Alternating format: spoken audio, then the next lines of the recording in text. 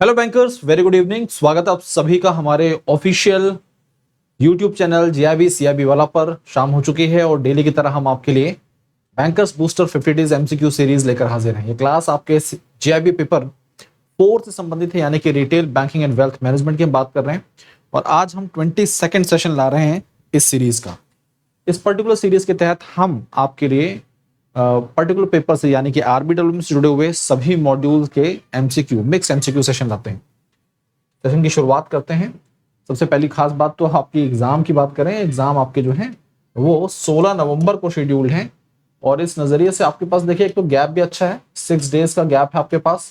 Revision point of view से preparation नहीं, paper का लेवल अलग आ रहा है आजकल। आईआईबीएफ के द्वारा पेपर के लेवल को काफी अच्छा कर दिया गया है, हाई कर दिया गया है। तो प्रिपरेशन इन 6 दिनों के अंदर नहीं हो पाएगी। प्रिपरेशन आपको पहले से करनी पड़ेगी। और इसीलिए हमारी टीम के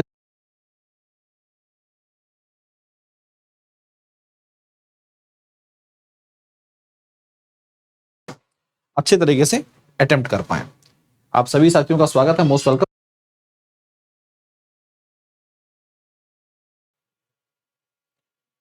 ये चारों मॉड्यूल हैं आपके सामने आरबीडब्ल्यूएम के। अब सवालों पर आते हैं। पहला सवाल आपके सामने बहुत ही खास, बहुत ही इंपॉर्टेंट है और ये वेल्थ मैनेजमेंट से जुड़ा हुआ है। तो वेल्थ मैनेजमेंट सर्विसेज से संबंधित है। लास्ट मॉड्यूल डी है आपका ये।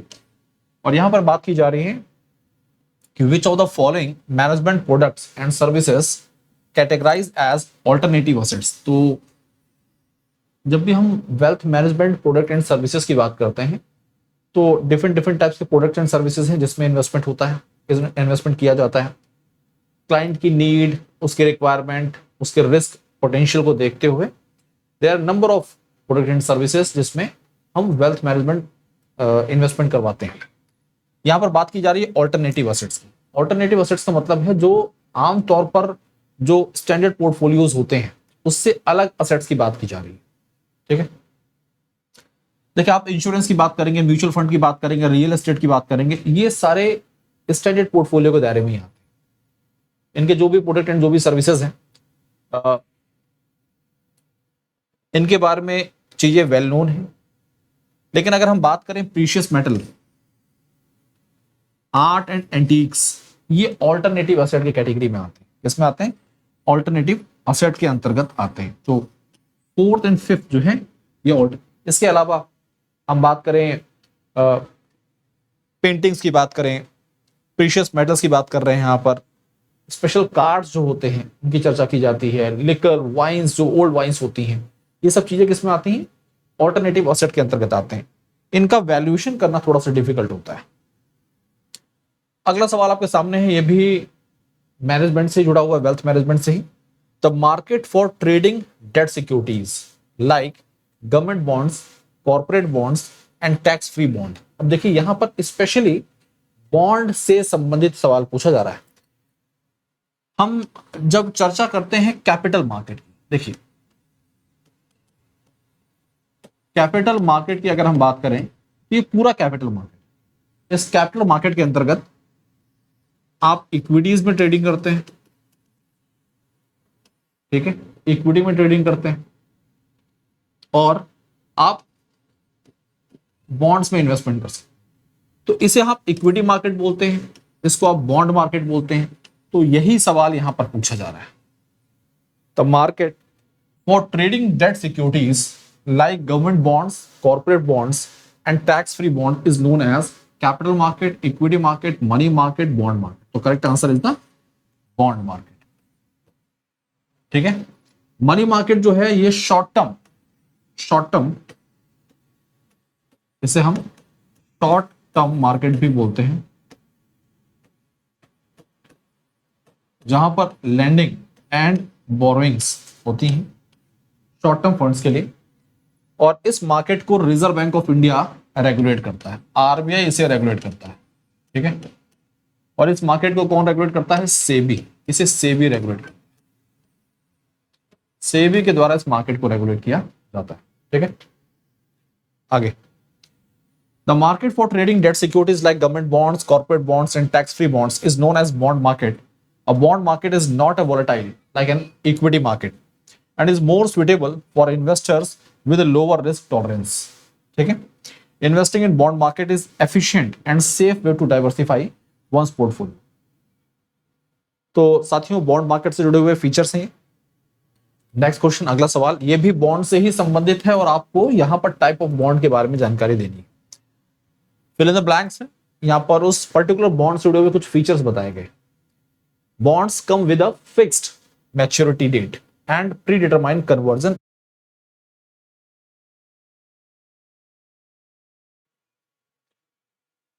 यहां पर उस बॉन्ड से संबंधित फीचर बताया गया।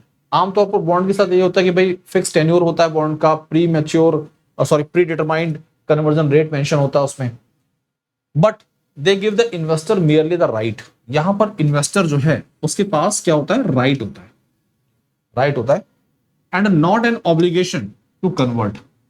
वो चाहे तो इक्विटी में कन्वर्ट करे, अदरवाइज ना करे। तो यहां पर क्या है, राइट है। अब जब राइट है तो किस प्रकार के बॉन्ड होंगे, regular convertible bond, mandatory convertible bond, reverse convertible bond, या इनमें से कोई भी नहीं।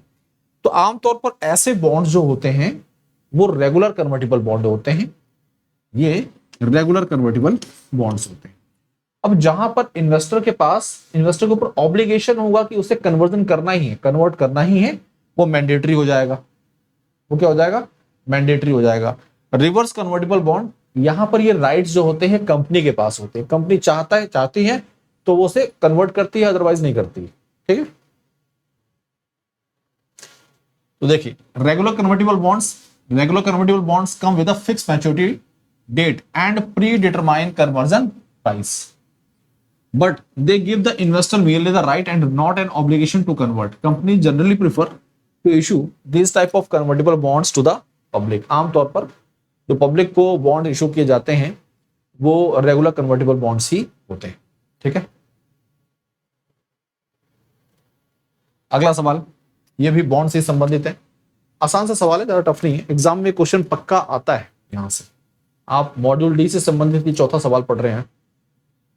The principal and interest earned on bonds in accordance with the inflation. तो ऐसे बॉन्ड्स जहां पर जो भी इंटरेस्ट इन्वेस्टर गेन करता है वो मार्केट में इन्फ्लेशन सीपीआई या डब्ल्यूपीआई के आधार पर होता है। इस प्रकार के बॉन्ड्स को हम क्या बोलते हैं, the principal and interest earn on the bonds in accordance with the inflation, CPI WPI. Fix rate bond, अगर फिक्स रेट बॉन्ड है तो भाई इन्फ्लेशन वाला फैक्टर यहां पर होता ही नहीं। फ्लोटिंग रेट बॉन्ड्स नहीं है, ये इन्फ्लेशन इंडेक्स बॉन्ड होता है। क्या बोलते हैं इसे हम लोग, इन्फ्लेशन इंडेक्स बॉन्ड के नाम से ये जाना जाता है। अब आपके सामने यहां पर एक बैच जो कि आपकी जीआईबी एग्जाम की प्रिपरेशन को और बेहतर बना सकता है, और वो है जीआईबी एमसीक्यू बैच। खास क्यों है, क्योंकि एग्जाम के टाइम पर आप एमसीक्यू पर प्रैक्टिस करते हैं, और इस बैच में आपको यहां पर फाउंडेशन बैच भी फ्री मिलना है। मतलब आप कॉन्सेप्ट के साथ साथ में प्रैक्टिस पर भी ध्यान दे सकते हैं, और ये दोनों चीजें एक कंबाइंड वे में आपको मिल रही है मात्र 2499 के अंतर्गत। तो देर ना करिए, फटाफट अपने आप को एनरोल करिए। अगला सवाल मॉड्यूल सी से जुड़ा हुआ है। Reserve Bank integrated ombudsman scheme RBIOS 2021 covers which of the following are. तो आपकी जानकारी के लिए मैं पहले पढ़ा चुका हूं आपको कि banking ombudsman scheme 2006, NBFC ombudsman scheme 2018 और डिजिटल ट्रांजैक्शन ओम्बड्समैन स्कीम 2019। ये तीन योजनाएं थी जिनको इंटीग्रेट कर दिया गया और एक one country one nation one ombudsman वाला कॉन्सेप्ट लाया गया 2021। ठीक है, कस्टमर तो एक ही है। तो पूछा जा रहा है कि इस पर्टिकुलर ओम्बड्समैन स्कीम, ये जो इंटीग्रेटेड ओम्बड्समैन स्कीम है, इसके अंतर्गत कौन कौन सी रेगुलेटेड एंटिटीज आती हैं। सभी कमर्शियल बैंक्स आएंगे, एनबीएफसीज आएंगे, ये तो क्लियर है भाई। देखिए एनबीएफसीज को मर्ज किया गया है, ये एनबीएफसी से संबंधित ओम्बड्समैन को इंटीग्रेट किया गया है, बैंकों से संबंधित ओम्बड्समैन को इंटीग्रेट किया गया है, payment system participants, most primary urban cooperative banks and credit information companies. कई बार डाउट कहां पर आता है, इन पर आता है, सीआईसी कंपनीज जो होती है। लेकिन आप सभी की जानकारी के लिए बता दें, इनको भी reserve bank of India he regulate करता है। इस नजरिए से ये सारी की सारी रेगुलेटेड एंटिटीज जो हैं आरबीआईओएस के ढांचे के अंतर्गत आती हैं। लेकिन अगर यहीं पे लिखा होता क्रेडिट रेटिंग कंपनीज, तो ऑप्शन गलत हो जाता, उसे सेबी रेगुलेट करती है। ठीक है, तो ये सभी एंटिटीज जो हैं आरबीआईओएस 2021 के फ्रेमवर्क के दायरे में आती है। ओके, आगे बढ़ते हैं। अगला सवाल है, NPCI has developed which service to facilitate UPI transactions by feature phone users without internet connection. अब देखिए, ऐसा तो नहीं कि हमारे देश में जितने भी मोबाइल फोन यूजर्स हैं सबके पास स्मार्टफोन है। बहुत सारे ऐसे यूजर हैं जिनके पास फीचर फोन जो कि मिनिमम इंटरनेट सर्विस के दायरे में आता है, और अगर उनको कोई ऑनलाइन ट्रांजैक्शन करना है तो वो किस सेवा के माध्यम से करेंगे।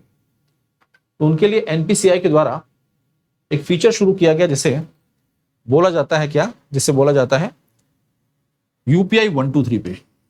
यूपीआई 123 पे, इसके माध्यम से पर ट्रांजैक्शन अगर हम बात करें तो 10,000 10,000 पर ट्रांजैक्शन, 10,000 पर ट्रांजैक्शन, एंड ओवरऑल अगर हम बात करें एक दिन में मैक्सिमम 1 लाख तक का ट्रांजैक्शन हो सकता है। ठीक है, एग्जाम में ये भी क्वेश्चन पूछा जा सकता है। यूपीआई सेवा को आप सभी जानते हैं, एनपीसीआई का ही प्रोडक्ट है। यूपीआई लाइट एक ऐसी सेवा जहां पर आपको पेमेंट करने के लिए पिन एंटर करने की जरूरत नहीं होती है, आप बिना पिन एंटर किए पेमेंट कर सकते हैं, लेकिन वो भी लिमिटेड पेमेंट ट्रांजैक्शन होते हैं। वहां पर 1,000 पर ट्रांजैक्शन और पर डे की लिमिट आपकी 4,000 की। ठीक है, भारत इंटरफेस फॉर मनी ये यूपीआई से ही एनेबल्ड है। अगला सवाल है, who are the important players in the Indian credit card industry. हमारे देश में अगर हम बात करें क्रेडिट कार्ड इंडस्ट्री की, तो की प्लेयर्स कौन कौन से? NPCI and banks, reserve bank of India and credit rating agencies, securities and exchange board of India, insurance regulatory and development authority. समझिए, ऐसी हम बात कर रहे हैं बैंकों की, क्योंकि बैंकों के द्वारा ही क्रेडिट कार्ड इशू किए जाते हैं। यहां पर आईआरडीए की बात की जा रही है तो ये हट गया, सीबी की बात की जा रही है ये साइड हट गया, आरबीआई और क्रेडिट रेटिंग एजेंसी। आखिर क्रेडिट कार्ड इशू करना है तो उसमें रेटिंग एजेंसी का क्या लेना देना होगा? तो जो की प्लेयर्स कौन से? बैंक क्रेडिट कार्ड इशू करते हैं, और एनपीसीआई जो है ये रिटेल पेमेंट रेगुलेटरी बॉडी के तौर पर काम करती है। जो भी रिटेल पेमेंट्स और उसके सेटलमेंट होते हैं वो एनपीसीआई देखती है। इसका मतलब ए ऑप्शन यहां पर एकदम दुरुस्त है। तो कई बार जरूरी नहीं है कि आप एक बार में आंसर सही पकड़ लें, आपको रॉन्ग ऑप्शंस जो है उन्हें एलिमिनेट करना पड़ता है और सही जवाब तक पहुंचना पड़ता है। ठीक है, इस अप्रोच के साथ भी आप आगे बढ़ सकते हैं। अगला सवाल है, what technology enables customers to make payments by waving or tapping their cards near a terminal without the need to swipe them। आप देखते हैं, आप करते हैं बहुत सारे ऐसे पीओएस टर्मिनल्स होते हैं जहां पर आप कार्ड ऐसे वेव करते हैं या फिर टैप कर देते हैं और पेमेंट आपका डन हो जाता है, आपको कार्ड को स्वाइप करने की जरूरत नहीं होती। ये कौन सी टेक्नोलॉजी है जिसके माध्यम से ये पेमेंट हो रहा होता है? क्या ये ब्लूटूथ से हो जा रहा है पेमेंट, क्या आरएफआईडी से हो रहा है, या फिर एनएफसी से हो रहा है, या क्यूआर कोड से हो रहा है? तो सबसे पहली बात तो आपको यहां पर थोड़ा सा चीजों को समझना पड़ेगा। ये ब्लूटूथ वाला सिस्टम तो नहीं है, और क्यूआर कोड तो स्कैन करना पड़ता आपको, है ना। तो ये क्या है? ये नियर फील्ड कम्युनिकेशन है, एनएफसी, नियर फील्ड कम्युनिकेशन। इसे क्या बोलते हैं? Near field communication.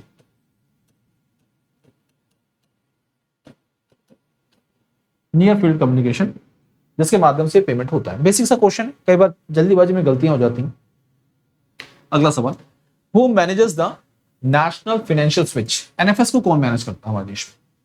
Who manages the national financial switch, NFS को।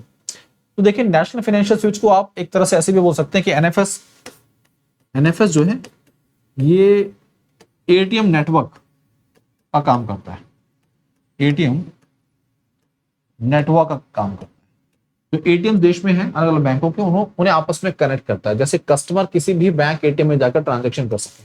ठीक है, इसे कौन मैनेज कर रहा है? इसे मैनेज इस समय प्रेजेंट में एनपीसीआई कर रहा है, manage by NPCI, national payments corporation of India. But आपकी जानकारी के लिए बता दें, इस पर्टिकुलर प्रोडक्ट को डेवलप एनपीसीआई ने नहीं किया है। इस पर्टिकुलर प्रोडक्ट को डेवलप किया है किसने? इस पर्टिकुलर प्रोडक्ट को डेवलप किया है आईडीआरबीटी ने। किसने किया है? आईडीआरबीटी। आईडीआरबीटी के द्वारा से डेवलप किया गया है। ओके, एग्जाम में एनएफएस से क्वेश्चंस बन सकते हैं, एग्जाम में क्वेश्चन यहां से आते हैं, पूछे जाते हैं। अब बात कर रहे हैं हम जीआरबी एग्जाम को क्लियर करने के लिए वन स्टॉप सॉल्यूशन क्या है। एग्जाम को क्लियर करना चाहते हैं एक बार में, तो वन स्टॉप सॉल्यूशन है जीआरबी महापैक, क्योंकि इसके अंतर्गत आपको सारे पेपर्स का एक्सेस मिल जाता है, सारे बैचेस का एक्सेस मिल जाता है। बात कर रहे हैं बैचेस की, तो टोटल नंबर ऑफ बैचेस जो हैं वो है 15 प्लस बैचेस। कितने बैचेस हैं? 15 प्लस बैचेस हैं यहाँ पर, जिसका एक्सेस आपको मिलता है। 15 प्लस बैचेस का एक्सेस मिलता है। ठीक है, आपको मॉड्यूल वाइज डीपीपीज मिलती हैं, क्विजेस मिलते हैं, मॉक टेस्ट मिलते हैं, और डाउट सपोर्ट सिस्टम मिलता है 24/7।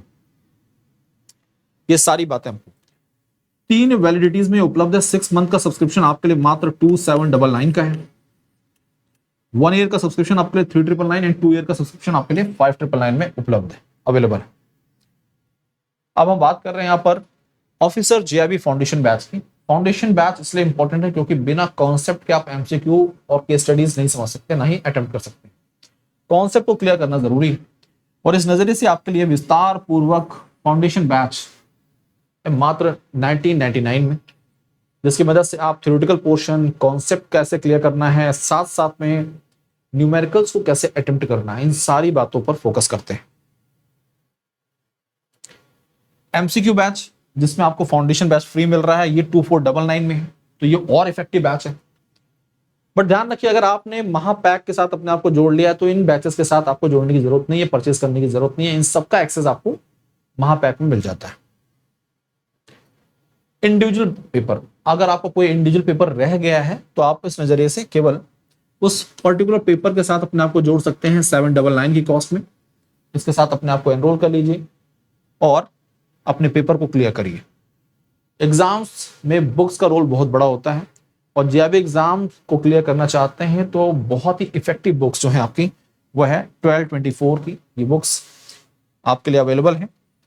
बहुत ही क्वालिटी कंटेंट है, MCQs, previous questions, numericals, case studies, mind mapping technique से कैसे कॉन्सेप्ट को समझना है। आप अमेजॉन, फ्लिपकार्ट से डायरेक्टली ऑर्डर कर सकते हैं, और अगर आपको कोई इंडिविजुअल बुक परचेस करनी है तो वो भी यहां से आप अवेल कर सकते हैं। ये टेलीग्राम चैनल है jab_cap by भास्कर सर, इसके साथ जुड़कर अपने डाउट्स, अपनी क्वेरीज बेफिक्र होकर आप पूछ सकते हैं। आज के लिए, अभी के लिए इतना ही। मुलाकात करेंगे कल फिर से सेम टाइम पर, तब तक के लिए बाय बाय, टेक केयर, पढ़ते रहिए, आगे बढ़ते रहिए। Thank you.